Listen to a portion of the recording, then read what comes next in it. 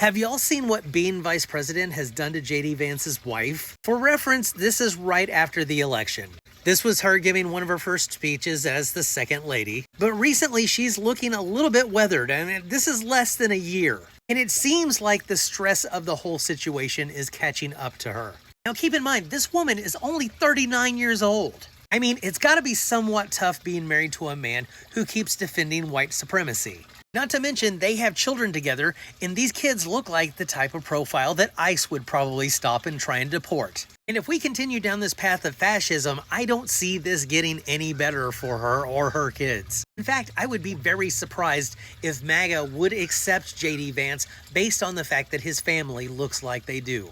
They can accept it from a vice president, kind of, but a president? I don't see it happening.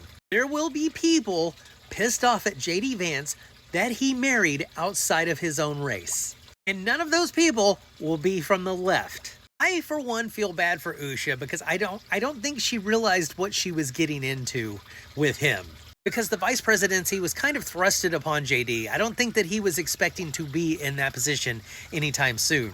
Now that he is, he's gone from, I'm a never Trump guy, to, I'm going to be mean to as many people as I can in public. Hey Zelensky, I know that you're at war, but did you say thank you to Trump? I didn't hear it. Yeah, I read those text messages where those kids said that rape is epic and that they really love Nazis and stuff like that. But I mean, they're kids. They're just blowing off steam. Forget the fact that they're like over 30. But if you said anything bad about Charlie Kirk, I'm going to make sure you lose your job. I'm sure that JD was somewhat more progressive once upon a time, but he kind of sold his soul off to become vice president or to become eventual president. He's a puppet for Peter Thiel, and I think eventually this is just going to put a breaking point on his relationship with his wife and probably eventually kids. But you know what? If that happens to him, I'm not going to feel any empathy for him. I might feel bad for his wife and his kids, but I don't feel bad for JD.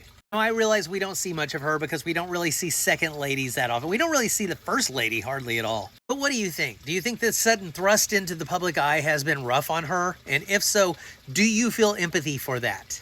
Or do we see her the way that we see Melania? Like, you knew what you were getting into, so don't feel bad. I don't know for sure, but I feel like this might be a little bit of a different situation.